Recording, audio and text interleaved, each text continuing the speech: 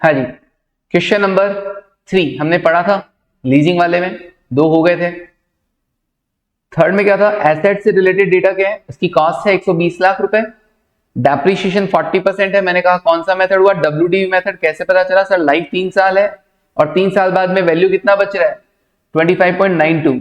तो आप चेक कर सकते हैं 120 लाख, उसमें से अगर आप 40% लेस करें पहले साल, दूसरे साल और तीसरे साल, तो यही वाला अमाउंट बचेगा 25.92। ओके,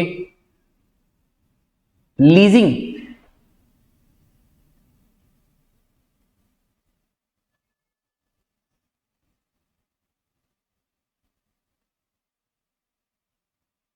हाँ जी, लीजिंग के लिए क्या बोला, फुल पे आउट 3 इयर्स लीज, पूरा पेमेंट कैसे होगा, 3 सालों में होगा। लीज का कोटेशन क्या बोला, हर 1000 रुपए की वैल्यू पर 434 रुपए का लीज रेंट होगा। पेमेंट एनुअली इन एरियर होगा, साल में एक बार। एनुअली इन एरियर बोले तो साल के एंड में, पे at the end of the year. और दूसरा ऑप्शन क्या कहा, बोरो एंड बाय, 3 साल का लोन ले लो, इंटरेस्ट रेट 15% है। क्वांटम कैसे डिसाइड होगा, अमाउंट कैसे डिसाइड होगा कि annual repayment will be equal to the annual lease rent amount. Okay, तो जितना लीज रेंट का अमाउंट आएगा उतना ही इंस्टॉलमेंट का अमाउंट जाएगा। ठीक है sir, annual repayment is equal to annual lease amount. Other में क्या बोला, टैक्स रेट 40% है और कॉस्ट ऑफ कैपिटल 11%। तो प्रेजेंट वैल्यू निकालने के लिए 11% को अपन यूज करेंगे, ना कि interest rate into 1 minus T, क्योंकि ऑलरेडी अपने को कॉस्ट ऑफ कैपिटल गिवन है।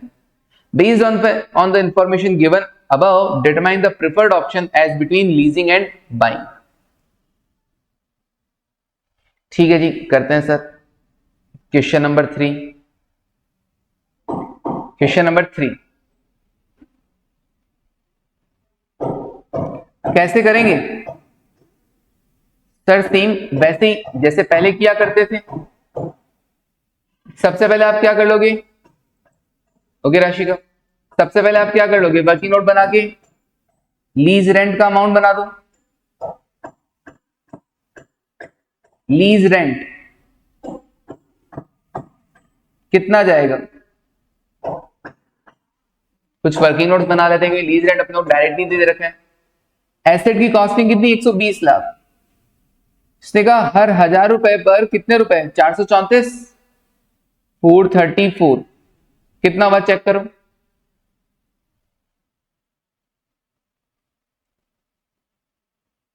ओके राशि का, 52,08,000, तो ये हुआ 52.08 lakh, 52.08 lakh.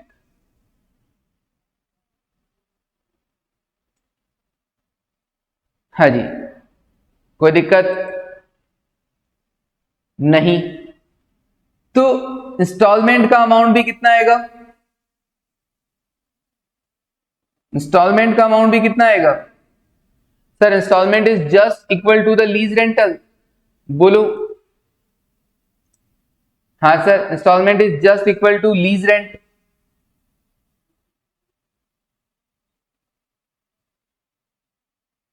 That is rupees 52.08 lakh, 52.08 lakh. Okay Rashika, ठीक है। हाँ सर, हमने ना लीज रेंट का अमाउंट पता कर लिया है। लीज रेंट हमको बोला था 1000 रुपए पे 434, तो 120 लाख पे हमने देख लिया 52.08 लाख। और उसने बोला इंस्टॉलमेंट भी कितनी देनी है, इक्वल टू लीज रेंट। ठीक है जी। अब एक बात बताओ, लोन कितने का लिया होगा, लोन कितने का लिया होगा, इंस्टॉलमेंट तो बता दिया, लोन कितने का लिया ये नहीं बताया ना सर, 120 लाख का ही तो लिया होगा। नो, 15% इंटरेस्ट रेट है, इंस्टॉलमेंट हर साल सेम है। इंस्टॉलमेंट मतलब प्रिंसिपल प्लस इंटरेस्ट। तो याद है अपन लोग क्या करते थे, कभी इंस्टॉलमेंट का अमाउंट इस तरीके से निकाला करते थे, जब हमको प्रिंसिपल अमाउंट दिया होता था तो एनुअल इंस्टॉलमेंट निकालना होता था। इस बार उसी फॉर्मूला को यूज करते हुए हम लोन का अमाउंट निकालेंगे, calculation of loan amount.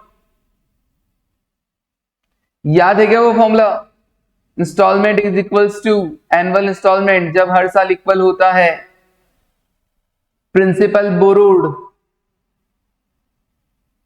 Upon cumulative present value factor,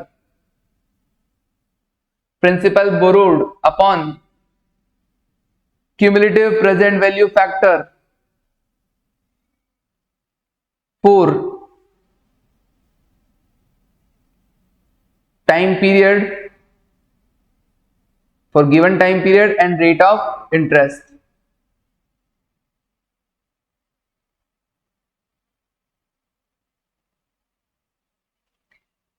हाँ जी,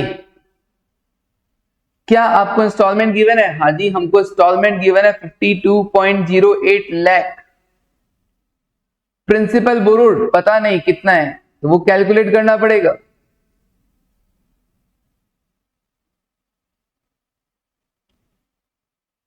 cumulative present value factor, loan का इंटरेस्ट रेट कितना है?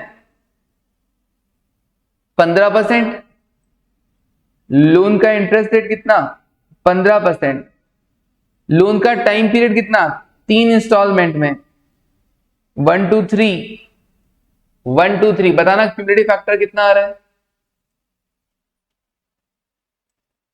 बताना क्यूमुलेटिव फैक्टर कितना आ रहा है? 2.283। ओके ऋषिता, राशिका, दिव्या, 2.283। जरा देखो कितना आ रहा है लोन अमाउंट।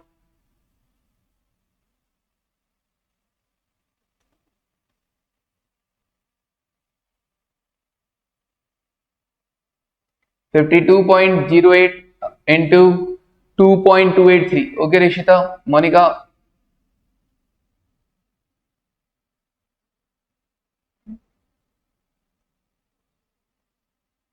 it is 118.89।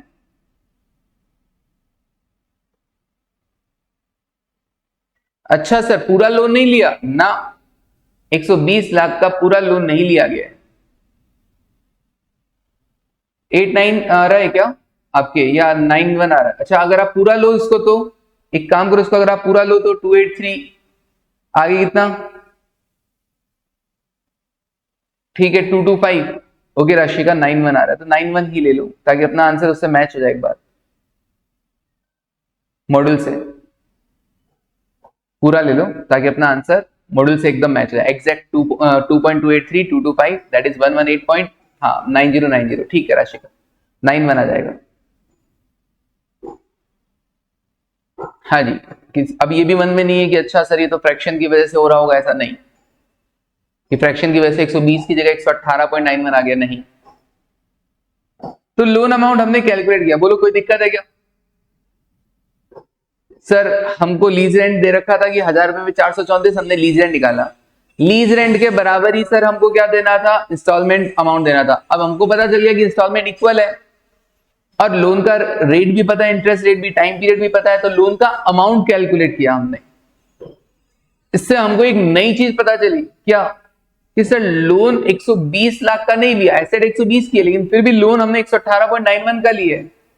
इसका मतलब हमने क्या किया होगा? जब हमने एसेट खरीदा होगा तो हमने कैश पेमेंट किया है, hand to hand down payment कितने रुपए का? Cash payment on purchase sir 120 lakh की एसेट थी, 118.91 लाख का मैंने पेमेंट किया, सॉरी लोन लिया, तो मैंने पेमेंट कितना किया होगा? हाँ जी 1.09 lakh cash payment on purchase, that is immediate payment, right? Immediate payment. Okay बोलो, क्या ये चीज समझ में आई यहां तक? Yes sir. ओके राशिका, और कोई?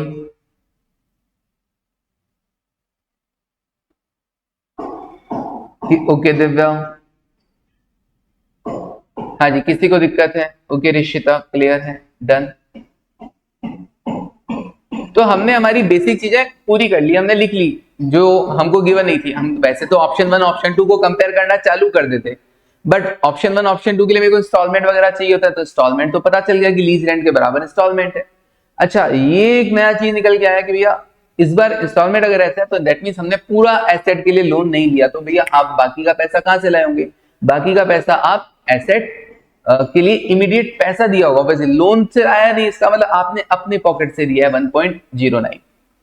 ओके जी, ओके मोनिका, ठीक है। तो अब ऑप्शन 1 लिखो lease,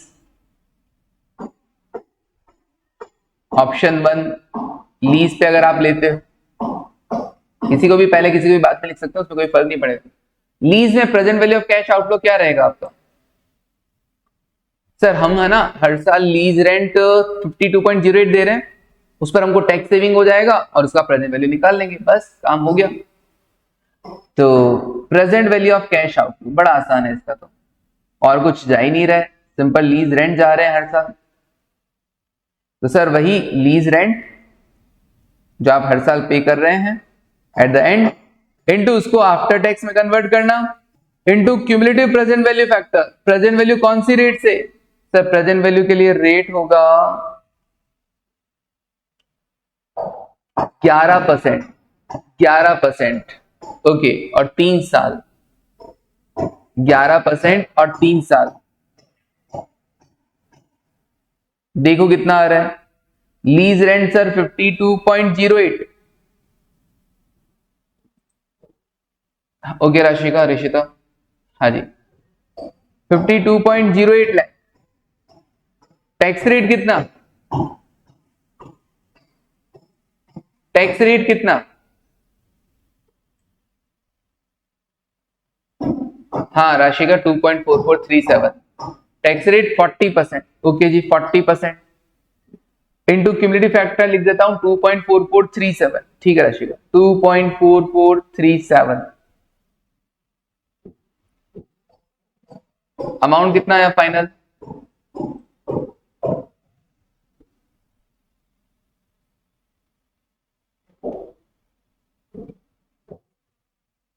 rupees, okay Monika 76.36 lakh. Okay Rashika 76.36 lakh. तो लीज के अंदर जो हमारा आउटफ्लो हो रहा है वो हमें पता चल गया, सर लीज रेंट दे रहे हैं और उसको लीज रेंट एक्सपेंस है तो टैक्स सेविंग होगा, इसलिए इनटू 1 माइनस टी कर दिया गया है। और क्योंकि इसका मुझे प्रेजेंट वैल्यू निकालना है तो 11% मेरे को कॉस्ट ऑफ कैपिटल दे रखा था, 3 साल है, प्रेजेंट वैल्यू आ गया, डन हो गया। तो लीज का मामला तो हो गया sir. Now option number 2, option number 2 borrow and buy. हाँ जी, आई थिंक सबका हो गया होगा यहां तक। तो बोरो एंड बाय में सबसे पहले आप क्या देखते हो? सर इंस्टॉलमेंट, इंस्टॉलमेंट तो हमने कैलकुलेट कर ही रखी है 52.08 लाख, 52.08 लाख। और रेफरेंस दे देना वर्किंग नोट नंबर 2,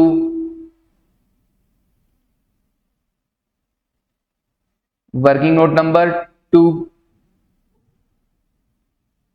फिर उसके बाद सेकंड, फिर हम क्या कैलकुलेट करते हैं? बोलो ऑनलाइन। अब हमें क्या कैलकुलेट करना चाहिए? Tax saving on interest. Okay Anushka, tax saving on interest, correct. 3 installment है तो 3 इंटरेस्ट भी होंगे। तो हाँ जी, कौन कौन से कॉलम? ईयर और क्या हमारे पास कैश प्राइस है? क्या हमने लोन कितना ले रखा है हमें पता है? हाँ सर हमें लोन का अमाउंट पता है। Outstanding cash price at the beginning,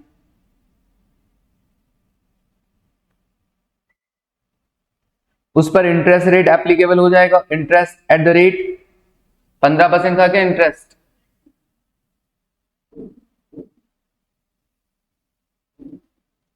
हाँ जी, इंटरेस्ट रेट 15%, तो interest rate at the rate 15%। Instalment अपने को पता है ही,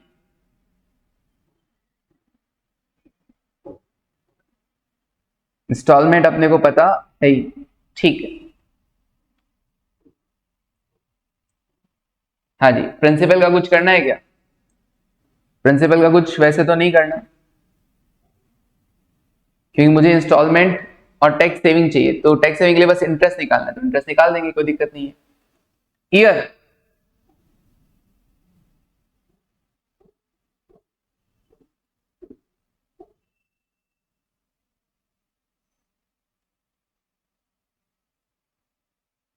हाँ जी, ईयर 1, 2 और 3। आउटस्टैंडिंग कैश प्राइस कितना लिखे बोलो मैसेज करके, आउटस्टैंडिंग कैश प्राइस कितना लिखूं? लोन कितने रुपए का था? इंस्टॉलमेंट तो 52.08 है, लेकिन उसके रिगार्डिंग लोन कितने रुपए का था? 0 ईयर नहीं आएगा क्या? नहीं, मत लिखो ना, इंटरेस्ट तो आएगा नहीं ना 0 ईयर में, जो आप दे रहे हो एंड टू एंड, उसमें कोई मतलब नहीं है, आप लिखो तो कोई दिक्कत नहीं है, वो 120 लाख से चालू हो जाता है। लेकिन लोन अपन ने लिया ही कितना है? हाँ अनुष्का, 118.91। एक्चुअली लोन अपन ने लिया ही कितना है? 118.91। हाँ, वैसे भी मान सकते हो कि 120 लाख की एसेट है, इतना तो डाउन पेमेंट दे दिया और बाकी की इंस्टॉलमेंट में जा रहा है, ठीक है, वो वैसा भी माना जा सकता था, कोई दिक्कत नहीं था, that is down payment. Okay, 118.91 कहां से लेके आए? Working note number, working note number 3, loan amount.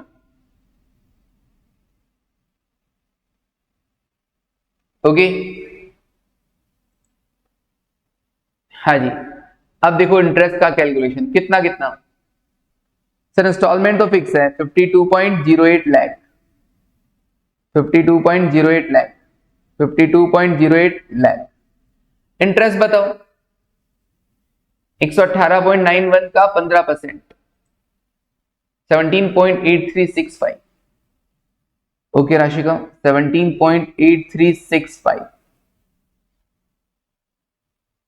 हाँ जी, आउटस्टैंडिंग कैश प्राइस अब कितना बचेगा? कैसे आएगा आउटस्टैंडिंग कैश प्राइस? 118.91 था, outstanding plus interest minus instalment, जो ओपनिंग आउटस्टैंडिंग था उसमें इंटरेस्ट ऐड कर दो और जितना पे कर दिया लेस कर दो, बच गया outstanding cash price at the end. कितना आया? वही outstanding cash price at the beginning हो जाएगा। ओके रिशिता, राशिका, अनुष्का, 84.6665, 6665, ठीक है। अब इस पर इंटरेस्ट लगेगा 15%, अब इस पर इंटरेस्ट लगेगा 15%। देखो राशि का कह रही है 12.70। ओके राशि का 12.70। हाँ Anushka, Rishita 12.69999, that is 12.70। Okay, अब बताओ आउटस्टैंडिंग अमाउंट कितना बचा? सर स्टार्टिंग में 84.6665 था, 6665 था, plus interest 12.70 minus instalment 52.08, 42.2865। Okay Anushka, 42.2865। Sir ये इतना एग्जैक्ट क्यों लिखवा रहे हो आप? रीजन है उसके पीछे सब जगह। हाँ जी, 45.2865। ओके, उसके बाद इंटरेस्ट सर लास्ट 45 होगा सर, ये 45 है, ठीक है।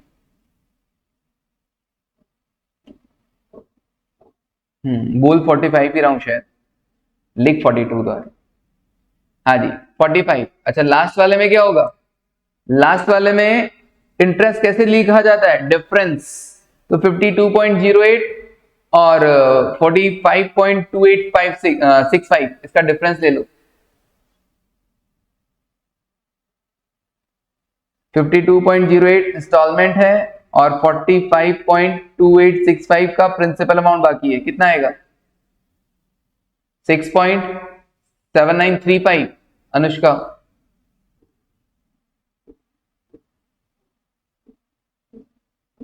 ओके रिशिता।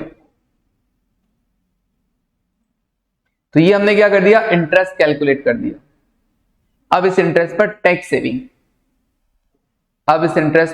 सेविंग, तो अगेन ईयर, इंटरेस्ट और टैक्स सेविंग। टैक्स का रेट आपने बताया था 40%, ये लो जी 40%। ईयर 1 2 3 इंटरेस्ट कितना? 17.8365, 12.70 और 6.7935, 40%। देखो मल्टीप्लाई करके 40% कितना कितना आ रहा है?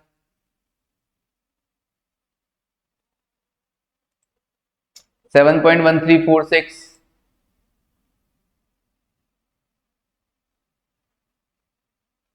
Okay Rishita,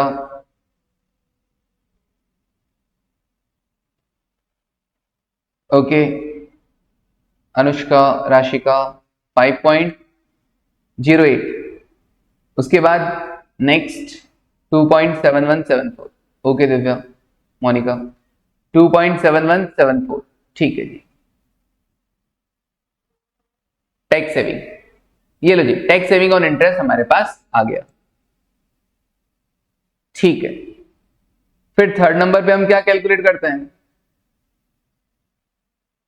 tax saving on depreciation. अगर आपने खरीदा है तो आप डेप्रीशिएशन भी तो लगाएंगे। तो tax saving on depreciation,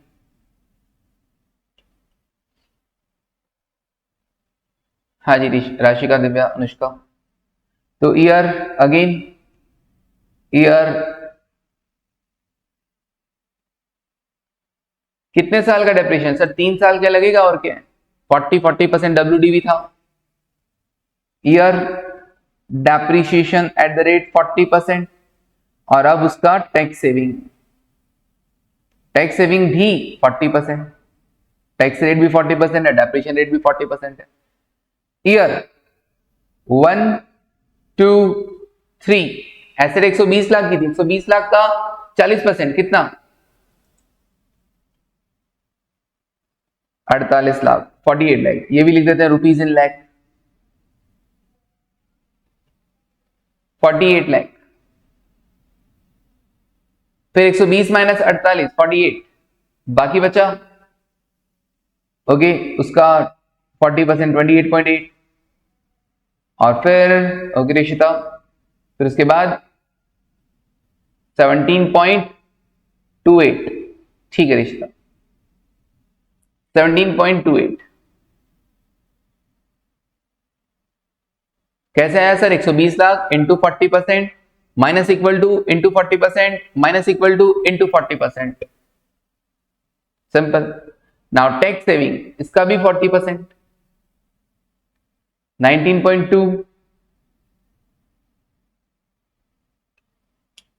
okay 11.52,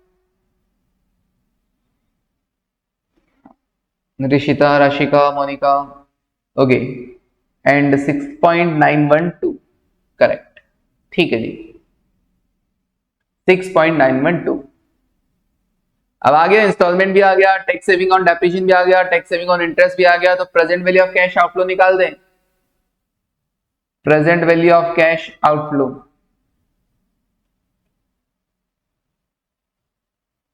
present value of cash outflow,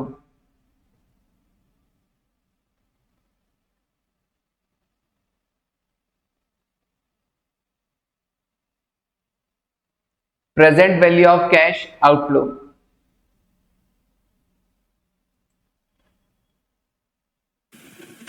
हाँ जी देखिएगा सब लोग,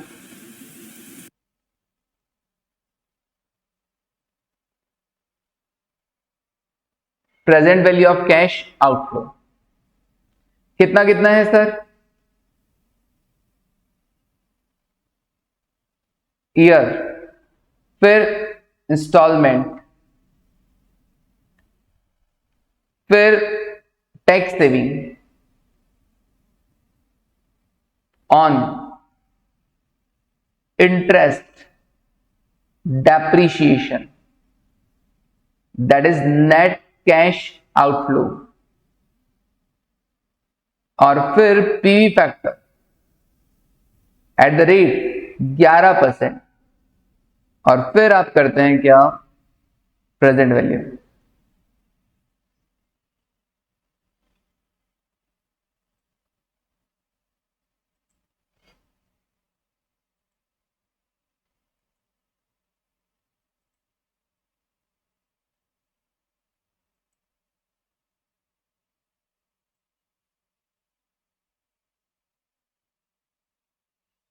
हाँ जी, कीजिएगा जरा, लेकिन इसमें ध्यान रखना एक चीज, अगर किसी ने पहले नहीं लिखी तो बाद में लिख देंगे, कोई दिक्कत नहीं है।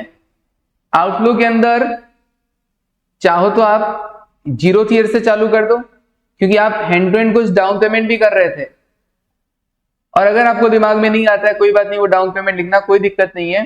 फिर आप क्या कर देना, 1, 2 और 3 जो नॉर्मल चल रहा है वो लिख देना, बाद में वो ऐड कर देंगे आउटफ्लो में। जैसे लास्ट में सेल्वेज वैल्यू ऐड नहीं करते, प्रेजेंट वैल्यू सेल्वेज लेस नहीं कर देते, सेम वैसे ही बाद में कर देंगे, कोई दिक्कत नहीं है, चलने दो। ओके ऋषिता, कर भी दिया, वेरी गुड।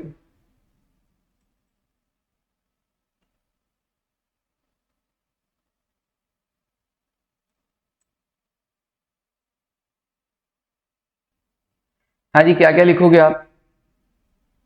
सर हम है ना, इंस्टॉलमेंट क्या क्या दिया हमने सर? 52.08 लाख, ऊपर रुपीज इन अगेन लाख लगा देता हूं,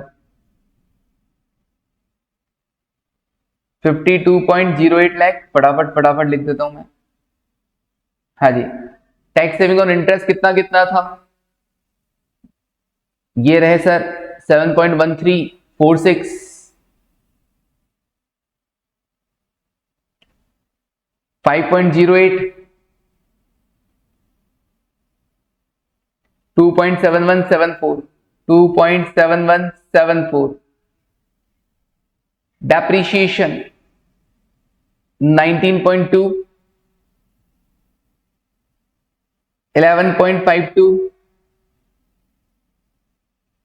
और 6.912, टैक्स सेविंग ऑन डेप्रिशिएशन। हाँ ऋषिता, एकदम करेक्ट बताया आपने उस टाइम। नेट कैश आउटफ्लो 25.7454, फिर हाँ 35.48, वेरी गुड, बहुत जल्दी बताया था आपने। 42.4506 या नहीं 06,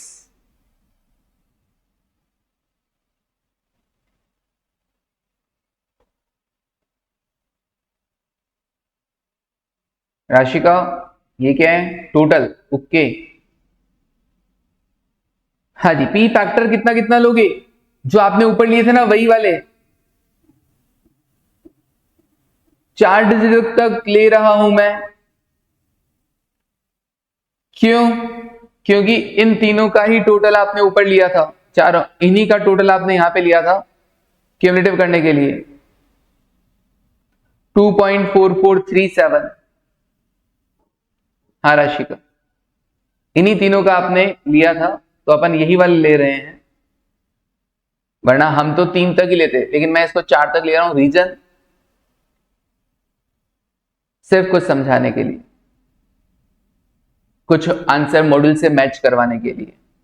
सर मॉड्यूल में तो ऐसा सॉल्यूशन है ही नहीं, मेरे को भी पता है मॉड्यूल में ऐसा सॉल्यूशन है ही नहीं, मॉड्यूल में तो कुछ अलग ही कर रखा है सर। ये क्वेश्चन है और answer net advantage of leasing method से है, but net advantage of leasing method सिखाने से पहले इस क्वेश्चन को मैं अपने नॉर्मल तरीके से सॉल्व करवा रहा हूं आपको।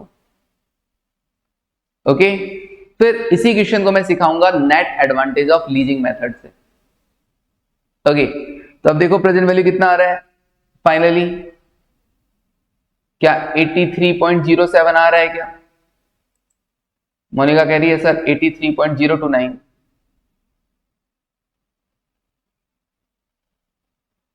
राशिका ने भी यही कहा। और भी चेक कर लो एक बार।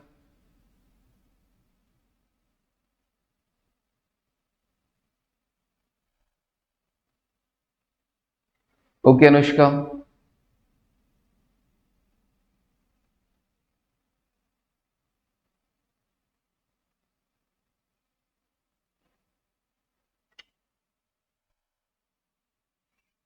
ठीक है कोई बात नहीं।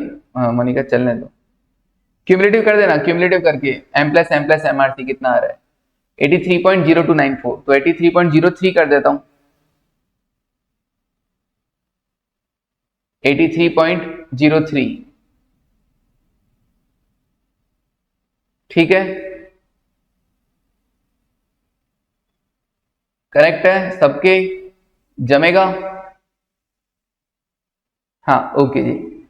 और क्या क्या होगा सर, और कुछ आया था क्या? हाँ सर लास्ट में सेल्वेज वैल्यू भी मिल रहा है, तो सेल्वेज वैल्यू कितना, present value of salvage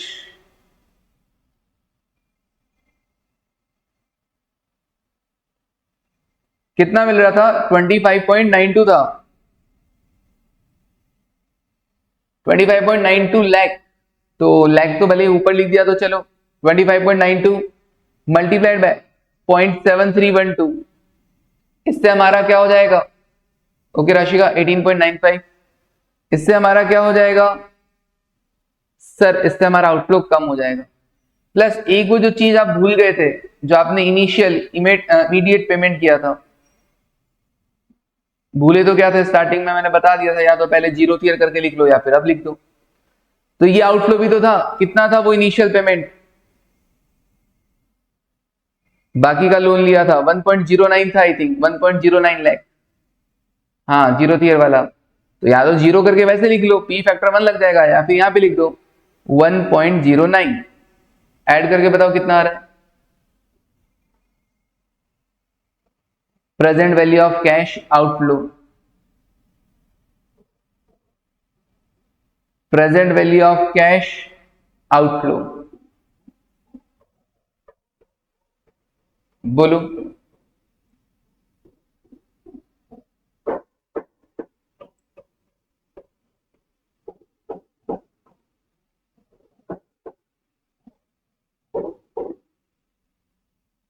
$65.17। Okay Rashika 65.17। Okay Divya, ठीक है ऋषिता, मोनिका, ओके। तो अब बताओ अभी क्या करें, कौन सा ऑप्शन बेटर, लीज या बोरो एंड बाय? लीज या borrow and buy? Sir lease में तो हमको खर्चा पड़ रहा है, सॉरी बोरो एंड बाय में तो खर्चा पड़ रहा है 65.17, और लीज में हमको पड़ रहा है आउटफ्लो 76.36 लाख। तो बेटर कौन सा है? बोरो एंड बाय। ऋषिता ने कहा बोरो एंड बाय।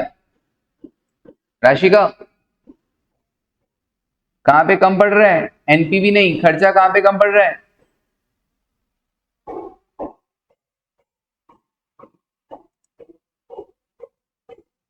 लीज में कम पड़ रहा है। अनुष्का दो अलग अलग आंसर आ रहे हैं, वापस देख लो कहां पे कम पड़ रहा है। सर बोरो एंड बाय में तो 65.17 और लीज में हमको पड़ रहा है 76.36। तो अनुष्का, राशिका, बाय में कम पड़ रहा है ना, तो लिखो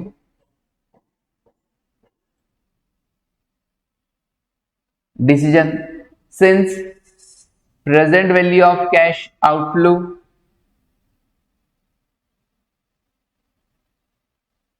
is lower in option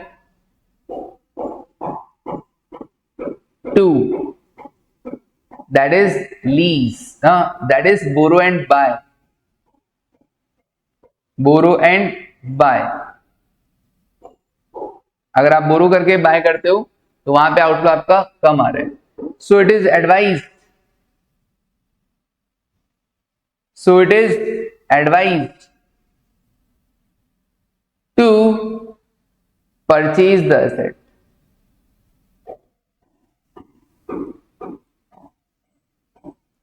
So it is advised to purchase the asset. तो ये वाला क्वेश्चन क्या मैं घर पे भी दे सकता था क्या, बोलो? क्या ये वाला क्वेश्चन मैं घर पे दे सकता था क्या? ना। ओके, ठीक है।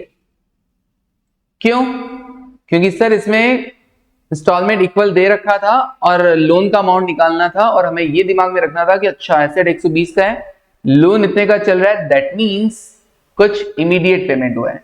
हाँ, स्टार्टिंग वर्किंग के बाद दिया जा सकता था।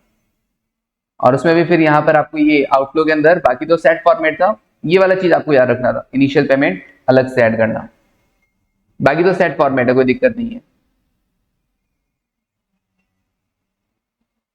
ओके, ठीक है। इसमें बोरोड वाला नहीं आ पाता, हाँ ठीक है, वो अमाउंट डिफरेंस आ जाता, बस वो 1.09 नहीं आ पाता। ओके, अब सुनो, मुझे आपको क्या पढ़ाना है, net advantage of leasing method, जो नेक्स्ट मेथड है। तो इस क्वेश्चन की अगर मैं बात करूं कि नेट एडवांटेज ऑफ लीजिंग कितना है, तो आप क्या कहोगे? नेट एडवांटेज ऑफ लीजिंग कितना? सर अगर हम लीज पे लेते हैं, अगर हम लीज पे लेते हैं तो हमें कितना कॉस्ट पड़ेगा, और बोरो एंड बाय में कितना पड़ेगा? सर अगर मैं बोरो करता हूं और बाय करता हूं तो मेरे को कॉस्ट पड़ रहा है कितना? 65.17। और अगर मैं लीज पे लेता तो 76.36 लाख पड़ता।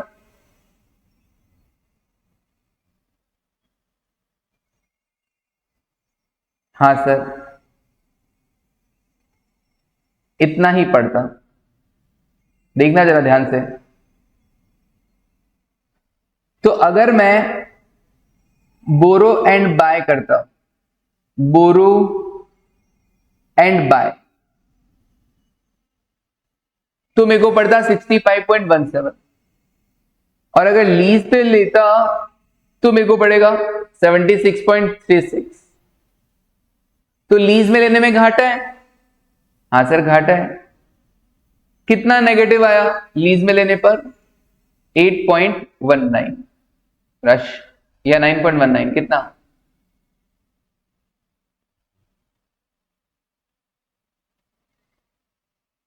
ध्यान से देखो, 11.19। 11.19 आ रहा है। हाँ, ओके, तो तुम लोग अलग अलग क्यों बता रहे हो?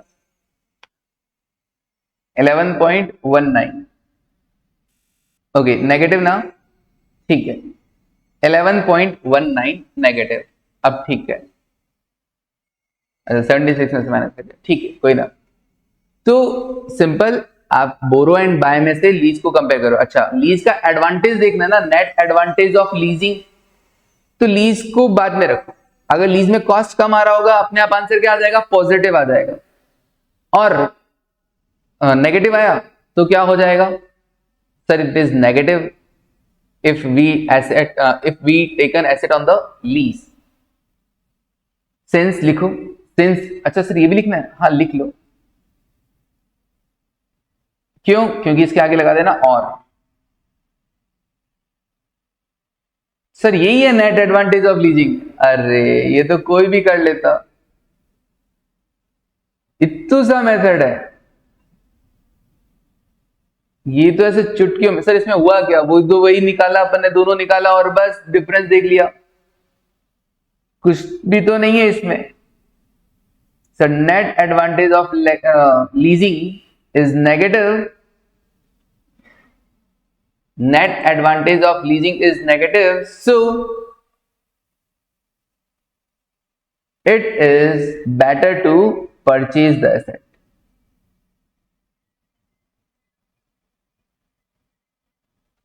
It is better to purchase the asset, but actually net advantage of leasing है ना, ऐसा नहीं है। बट मैंने आपको दिखाया कि हाँ ऐसा लिख सकते हैं, but actually net advantage of leasing method ऐसा नहीं है। तो सर कैसा है वो? जानने के लिए आपको देखना पड़ेगा मेरा कल का क्लास। आज के लिए बस इतना ही। Thank you, take care and bye. और हमारा जो नेक्स्ट मेथड है वो यही है, और इसका फॉर्मेट मैंने आपको दे रखा है, एक बार आप रीड आउट करके जरूर आना। ये रहा, ये रहा net advantage of leasing method. ये फिक्स फॉर्मेट है। कल हम इस फॉर्मेट में इस क्वेश्चन को सॉल्व करेंगे और देखेंगे कब ये फॉर्मेट यूज करना होता है और क्या हमारा और इसमें क्या डिफरेंस आया ऐसा, और समझेंगे इसको, रटने के साथ साथ इसको समझेंगे। समझने के लिए ही मैंने इस क्वेश्चन को क्या करवाया है, पहले अपने मेथड से करवाया है, वरना डायरेक्ट ये स्टेटमेंट बनवा सकता था और अपन क्या कर सकते थे, उसको सॉल्व कर सकते थे कि हाँ बेटा ऐसे ऐसे करना है। बट अपन क्या करेंगे, हाँ जी, कल देखेंगे अब कि आखिर ये net advantage of leasing method होता कैसे, काम कैसे करेगा। चलिए, ओके, बाय, थैंक यू।